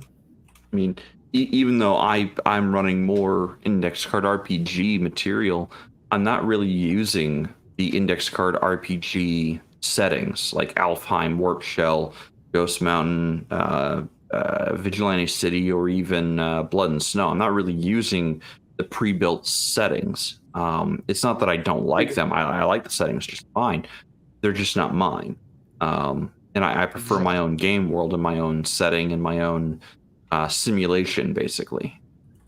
I am the guy who doesn't mind jumping into other people's IP, especially if I see an interesting story that could be used in it. I mean, going back to the Dresden Files, we got from Dresden's Life Forwards. We don't have anything behind Dresden, like McCoy's time period or Merlin going all the way back. We just have Dresden and some of the stories he's told. So if I jump into an IP like that, there is a large deal of time that I could play around with. Yeah, I'm just using that for the example. Plus, it's fucking Chicago. It's America. Read a couple history books about where area you want to work. It's our world, yeah. Yeah, yeah. But I mean, I can see. I mean, at that point, what's the difference between that and fan fiction? Not much, realistically, but it might make a fun game. Who fucking knows? Yeah, I mean, I'm not going to argue that. Like, yeah, they've actually got their own Dresden Files rule set for Fate. So you can actually play in that game world and run games in that game world. And like, that's the whole point of IP-based settings, is so you can run your fan fictions in those game worlds. That actually is a good system for Dresden. Say again? I think it's a good system for Dresden. Fate, a lot of people will disagree with me because they hate Fate, but if they actually look at the book And if they listen to Jim Butcher describe the book and how he would run it, because he's a lifelong tabletopper. He actually got into the book publishing because he was at a event like a gaming con, but it was like Dago here or something, and there was a lady from some publishing company, and he was talking with another person about Amber Diceless Roleplay, and she's like, if you would have told me about that, I would have passed your book along, and actually we could have gotten this published 2 years ago. And he's like, what? So, Fate's a really good system. It's just that a lot of people, like, you have people like, 28mm RPG, he bitches about D&D because of it's a combat system. And, not many people do much more than combat. Okay, that's great. But anybody could, if Traveler would have been the first RPG out in the world, people be bitching about how Traveler is nothing but fucking combat. It's nothing but combat. It's nothing but shipboarding actions. It's nothing but Kopek out there just rolling his 4 administrative brokerage dice, and he's making millions of credits hand over fist, fucking over the rest of the economy, and he's bending over people left and right with his brokerage, and that's what they would be bitching about. But D&D is known for combat. Go ahead. But how would I be able to afford to man and maintain a high guard cruiser? I need to have somebody who can bend a planetary economy to keep one of those in service. Like I said, I need to introduce you to Jeff Kopek. You guys, I mean, if you can get past He knows Jeff. Do you? Yes, he knows Jeff. Probably. You've met him before. He's a crotchety old fucker. Okay, you have no idea how little that has narrowed down the description. Yeah, he's a tiny 5'8" man that he used to be a Illinois State, I want to say, assessor, tax worker, revenue guy, and he worked with numbers all the time. So whenever he would start playing in your Traveler campaign, there was really no difference from his day job to what he was doing now. Just now he got to play with unlimited funds, not funds that the city of Chicago would limit him with. Yes, he would go. He would plot from plot A to plot B and figure out how much money that was going to make him. And while he was traveling, he was sitting there playing his banjo until they put the banjo out the airlock. With that, you have to ask your lady about that one. I will. No, I don't see a problem with this. I do believe you just described a few of my friends in excruciating detail. I used to get like where people are like, we are playing this. We are not playing accountancy and trade routes. And I'm like, but I want to do that. And meanwhile, like me and another player, we're sitting here putting on green visors, like the old accountancy visors. And we're like, we'll get back to you later. And everyone's like, what's going on? We're making sure that our personally budget attacked by you guys sometimes because you always bitch about combat. I'm over here, painting up more miniatures that are gonna be on the battle mat. The entire fucking time, this entire year of running Tablebreakers, I've painted over fucking 320 figurines over the course of that year, and you guys were bitching about combat. Now the game is not about combat. Shh. Hey. I know what I know that I bitch about that. I don't know what other people being so against it.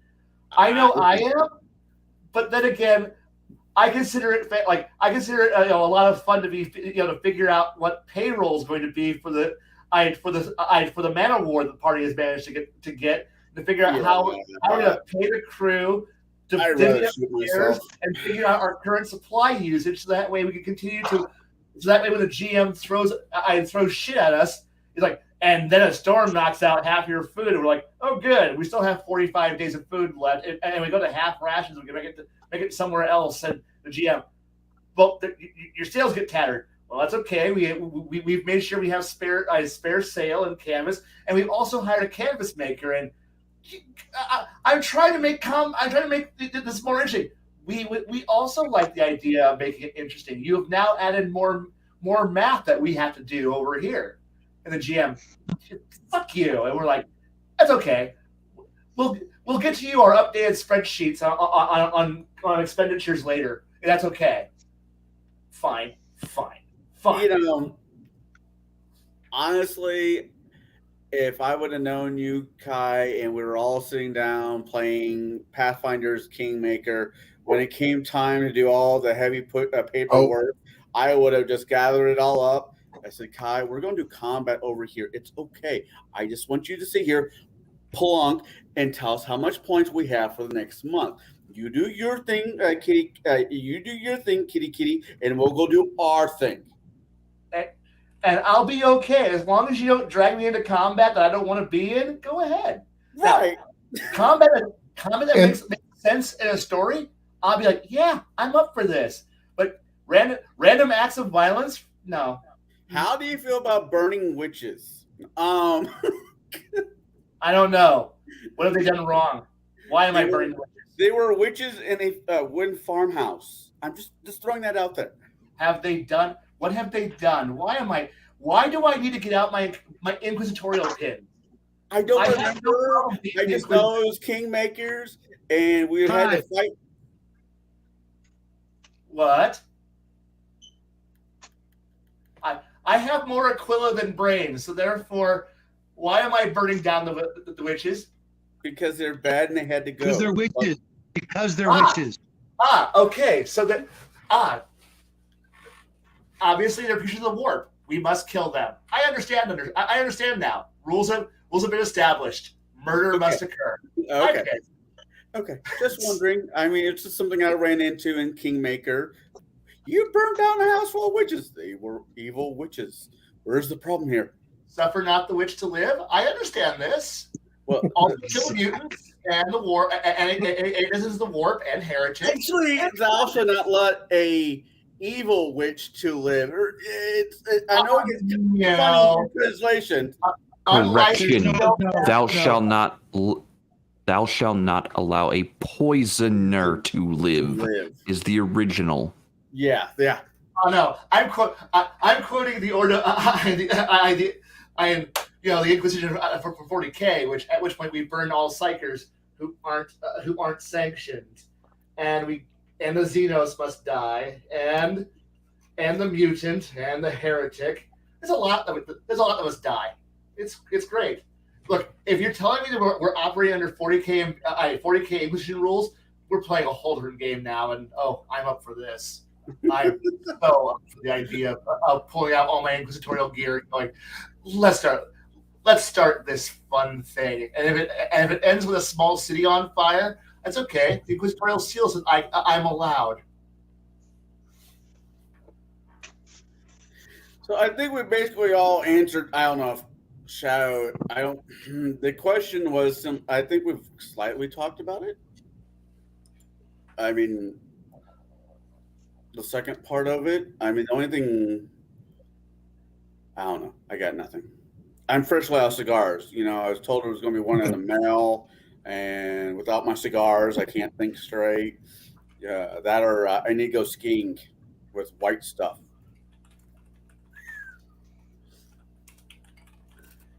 Drugs are bad. Okay. I said skiing. I'm just waiting for the 9th of March.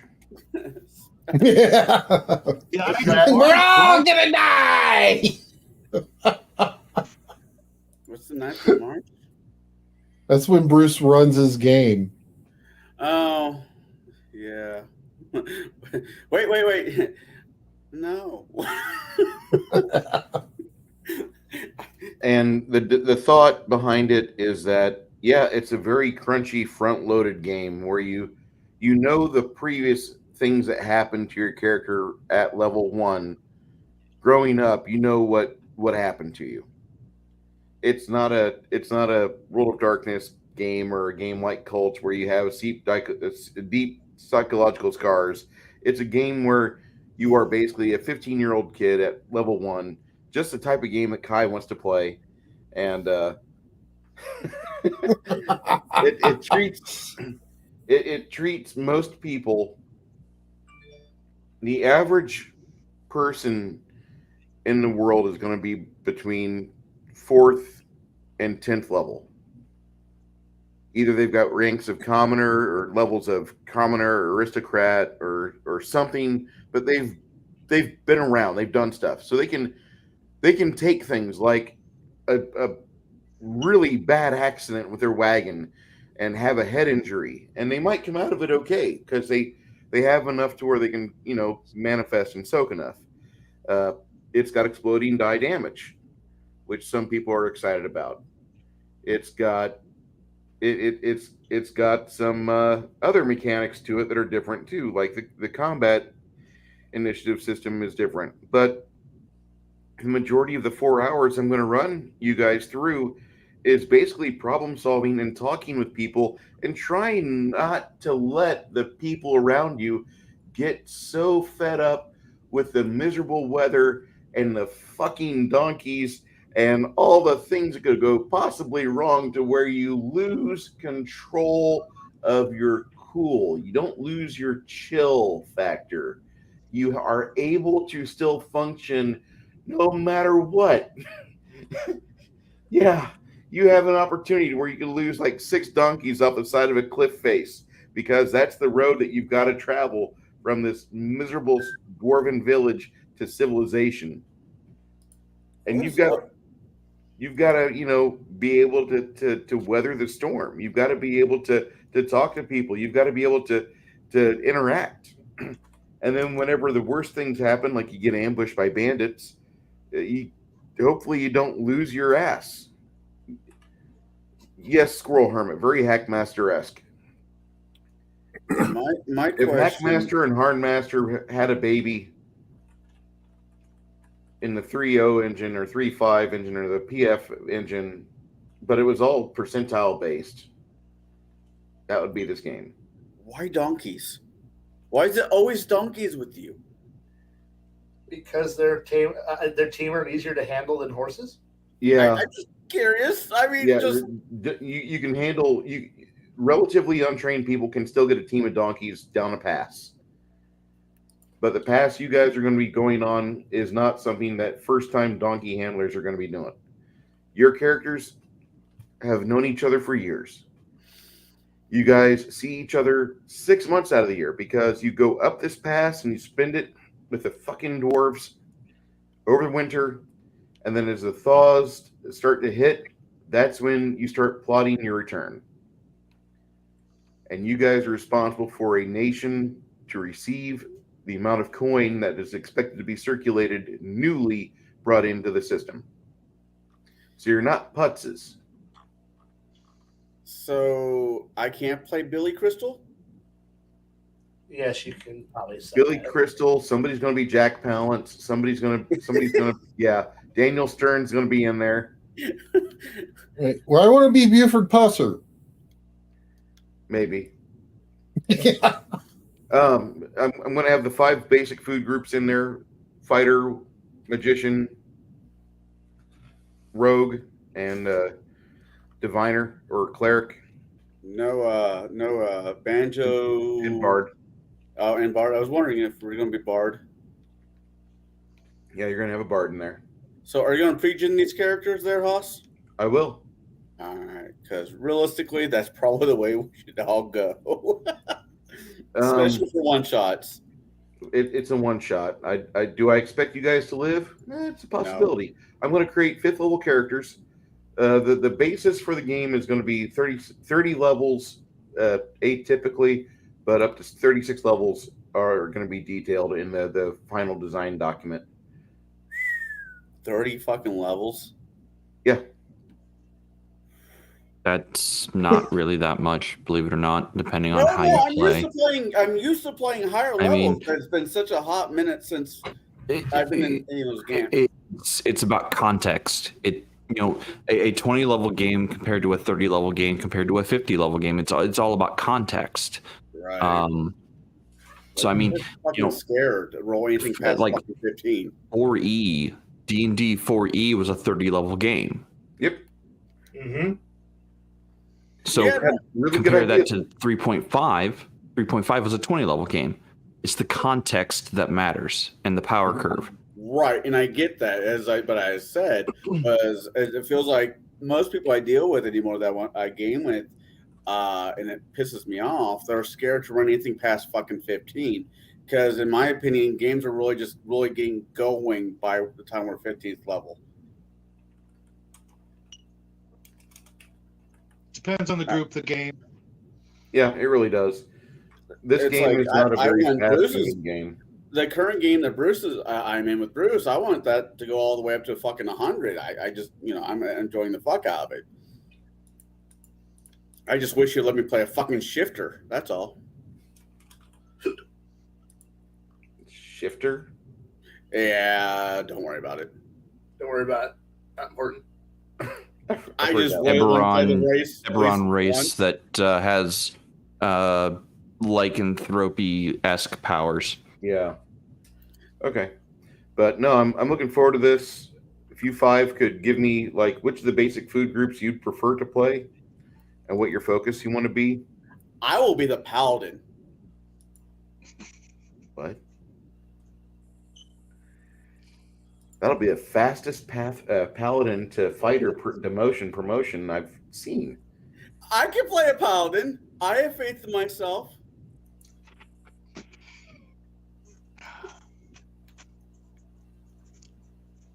Don't give me that Anything's look. I don't know what to say. Well, anyway, that's the 9th of February. I wouldn't put money on I've played lawful good characters before without getting rashes. For Shadow, the books I use for Star Blazers Rifts is the Megaverse Builder and the Fleets of Got it. 3 Galaxies, along with the other outer space books like Phase World and Mutants in Orbit. Got it. I actually own all those books. Those are good books, actually. A lot of fun. Lady, have a good night, man. Get some rest. Jeez. We're about that time. Bruce, Go ahead. anything but Bard and Priest, I can run with. Okay. I'll take the priest. Why not? I bet. Never mind. Watch your tongue. You may I'm lose it. serious. I play the paladin. There's not a paladin. Okay. Paladins are an event that happens later in play, and Okay.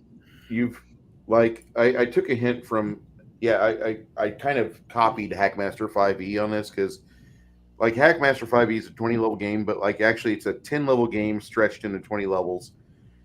Those people that play it know what I'm talking about. But around 15th level is your first opening from Cavalier to Paladin.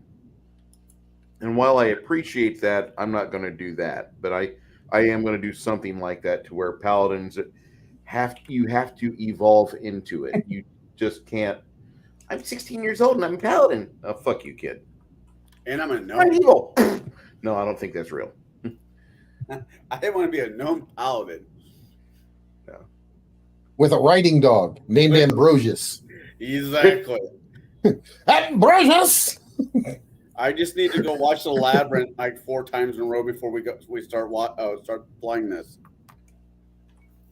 Nah, if you wanna study up, I would not recommend Convoy, the movie with Chris Christopherson. But if you want to watch it,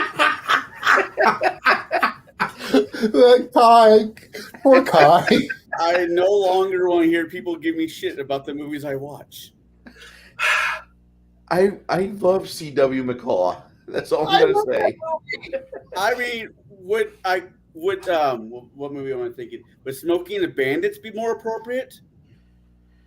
Smokey the Bandit might be okay, but I don't really. I think the movie Pathfinder would be the best thing you could watch Oh God. with That movie could've Carl been- Urban. Yeah, I know the movie. I own it. It's his low point. Okay, nothing's wrong with Convoy, Charlotte. I thought his low Convoy's a point- great film. It's just that it's not the movie I want them to really focus on, like for the theming of this adventure. It's going to be more like the movie Pathfinder when they're on a god awful mountain passes and almost falling to their deaths. That's going to be like the image I want in their heads. Like this could happen at any moment. and we have 6 weeks of a trek down these hex crawl pathways on the mountain.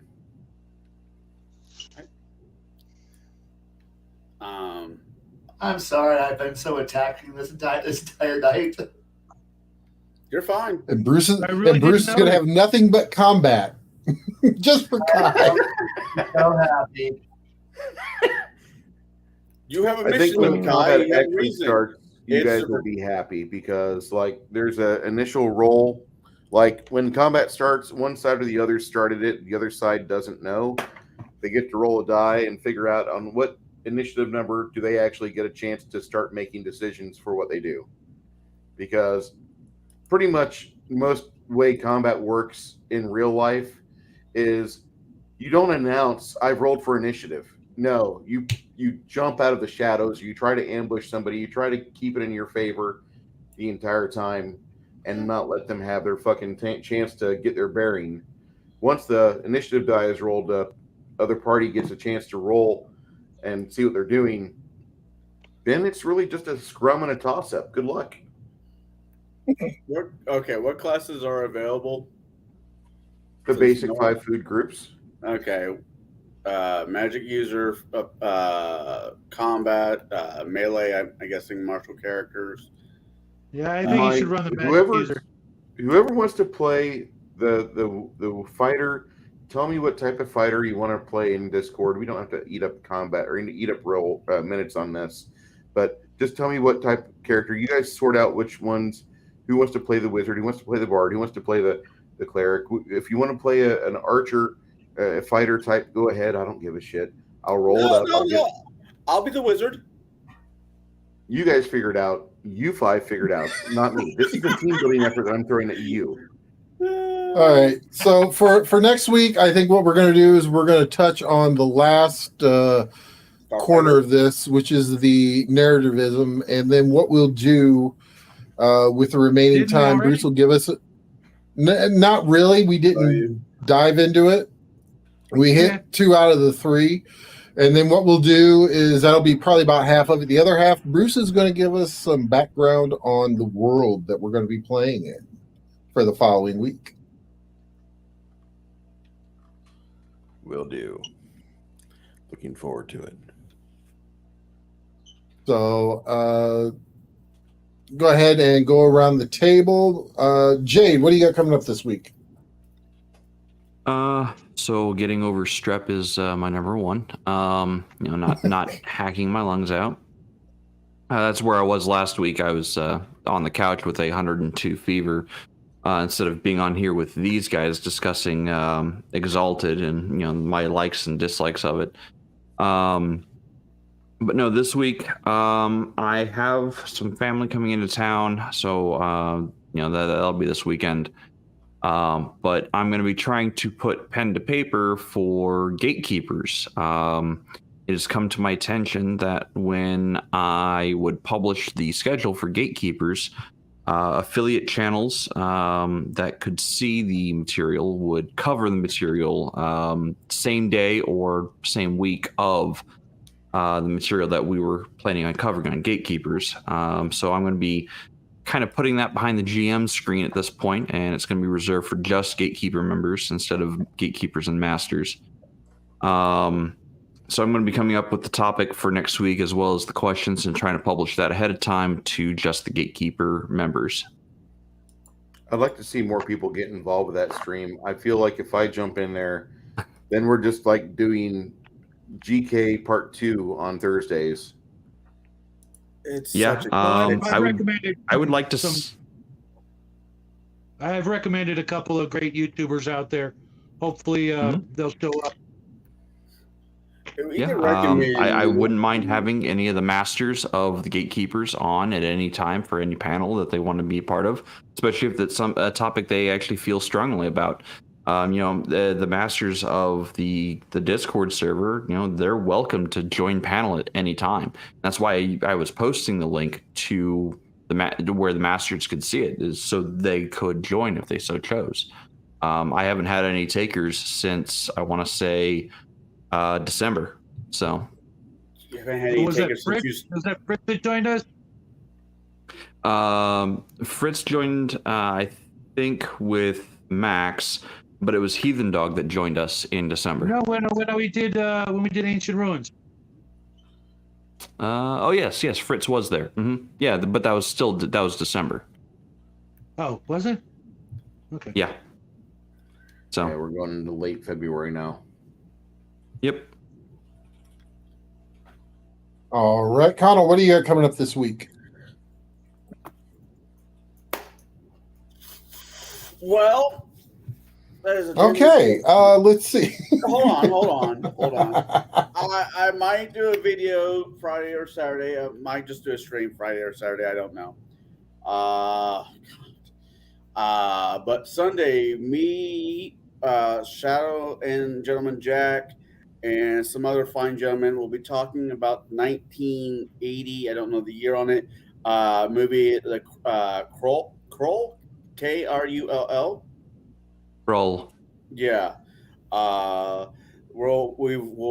Most of us have hopefully watched it by that point, and we'll be discussing the high points, the low points, and what the fuck was I drinking points of watching that movie yet again.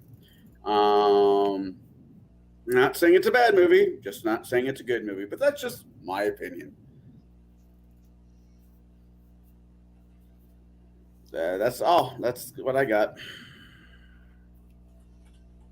Bruce.